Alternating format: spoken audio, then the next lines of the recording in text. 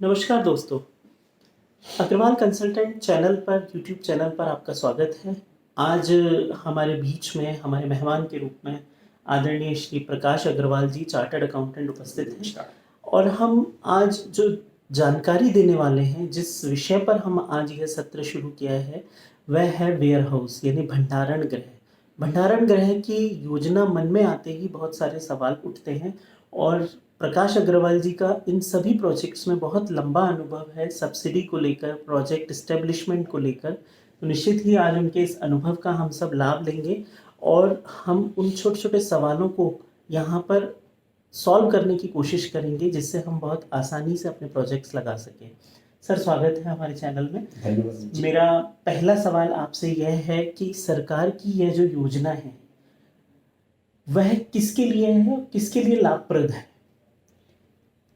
प्रधानमंत्री मोदी जी का सपना है कि किसानों की आय उनको दोगुनी करनी है 2022 और 23 तक, और ऐसा तभी संभव हो पाएगा जब किसानों को उनकी उपज का सही मूल्य प्राप्त हो सके। जब सीजन का समय होता है, किसान के पास यदि रखने के लिए व्यवस्था नहीं है माल को, तो वह मंडी में अपने माल को औने पौने दाम पर बेच देता है। सरकार चाहती है कि उसको उपज का मूल्य प्राप्त हो सके, सही मूल्य उसको मिले। इस हेतु सरकार पूरे भारतवर्ष में जगह जगह पर भंडार गृह की सुविधाएं, भंडार गृह बनाने के लिए सब्सिडी की सुविधाएं प्रदान कर रही है, जिसमें किसान आकर अपना माल रख सके और जब उसका उचित मूल्य आए तो वो मार्केट में उसको सेल कर सके। जी, अक्सर ये सवाल आता है कि एक व्यक्ति इस योजना से लाभ लेने के लिए वो कितनी क्षमता का वेयर हाउस का निर्माण कर सकता है? वेयर हाउस की क्षमता क्या हो? वेयर हाउस की क्षमता की जो रेंज है वह है 50 मीट्रिक टन से लेकर 5000 मीट्रिक टन तक, और 1 मीट्रिक टन में 10 क्विंटल आते हैं, हम लोग जानते हैं। अर्थात अधिकतम 50,000 क्विंटल तक का वेयर हाउस सब्सिडी प्राप्त करने के लिए हम लोग बना सकते हैं। जी, एक और बड़ा प्रश्न ये आता है कि जब हम वेयर हाउस के विषय में सोचते हैं तो उसको इस्टेब्लिशमेंट या उसके लगाने के लिए कितनी जगह की आवश्यकता होती है, वो उसका आप थोड़ा सा हमें बताएं। तकनीकी तौर पर समझें तो वेयर हाउस को बनाने के लिए 1 मीट्रिक टन के लिए लगभग हमें 6 स्क्वायर फीट जगह की आवश्यकता होती है। अर्थात 5000 मीट्रिक टन का वेयर हाउस बनाने के लिए लगभग हमें 30,000 स्क्वायर फीट की आवश्यकता होगी, और इसके साथ ही अन्य सुविधाओं जैसे कि परिवहन, माल का तौलना इत्यादि के लिए भी कुछ हमें अतिरिक्त जगह की आवश्यकता होगी।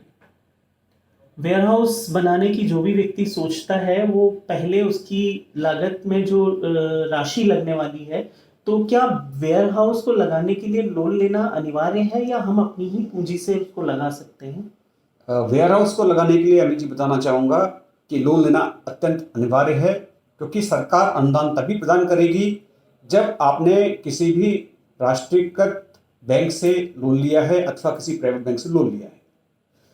और इस लोन का अनुपात भी बताना चाहूँगा कि आपको प्रोजेक्ट की लागत का न्यूनतम 50% और अधिकतम से अधिकतम 80% तक आपको लोन इसमें लेना अनिवार्य है। जी, सर, एक वेयर हाउस के निर्माण में जो अनुमानित लागत होती है, इन्वेस्टमेंट होता है, वो कितना होता है?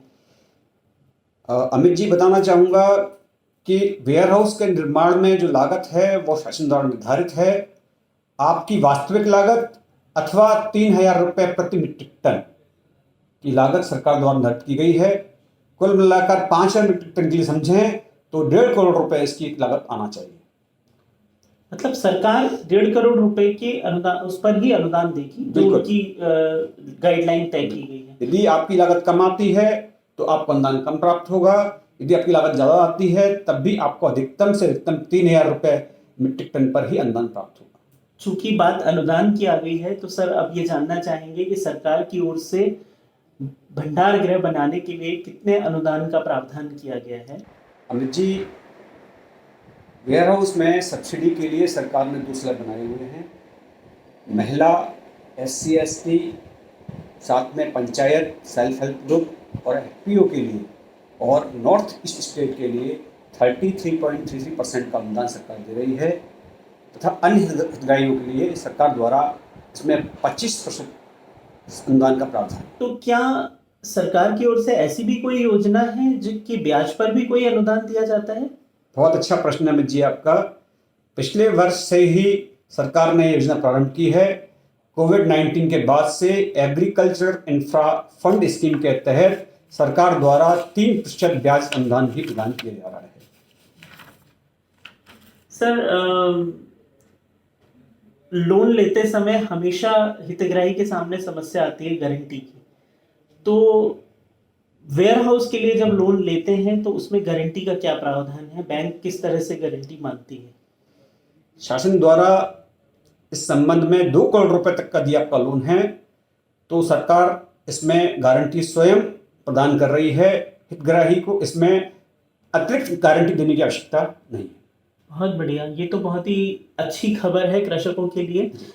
वेयर हाउस के लिए लोन हुआ, उसके बाद वेयर हाउस कितने समय में तैयार हो जाना चाहिए, ये एक बड़ा प्रश्न आता है। कृपया उसमें मार्गदर्शन करें। वेयर हाउस बनाने के लिए सरकार ने अधिकतम 18 माह का समय इसमें निर्धारित किया है।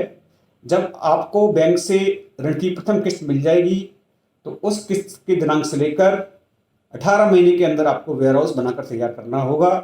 यदि आप इससे लेट तैयार कर पाते हैं तो सब्सिडी में से कुछ कटौती की जाएगी। एक और प्रश्न सर, कि अनुदान प्राप्त करने के लिए सरकार की ओर से कौन नोडल एजेंसी है और अनुदान किस किस प्रकार प्राप्त होता है? इसके लिए नोडल एजेंसी सरकार ने नाबार्ड को नियुक्त किया हुआ है।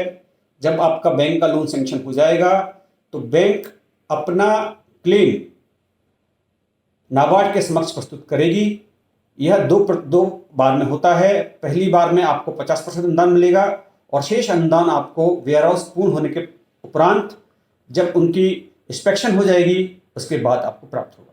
सर, जो मूल रूप से अधिकांश सवाल हैं उनके जवाब आपने दिए हैं, लेकिन फिर भी इस सत्र के अंतिम प्रश्न के रूप में मैं ये जानना चाहूँगा कि और ऐसी क्या विशेष बात है कि जिसका हमें ध्यान रखना चाहिए वेयर हाउस निर्माण की योजना में?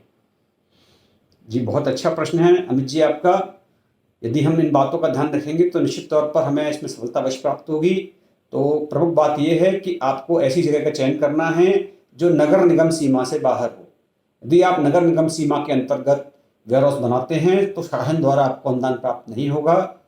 और साथ ही आपको ध्यान रखना है लीज का, कि आप जो भी लीज ले रहे हैं, अगर जगह लीज पर ले रहे हैं तो कम से कम 16 वर्ष की लीज आप अवश्य कराएं।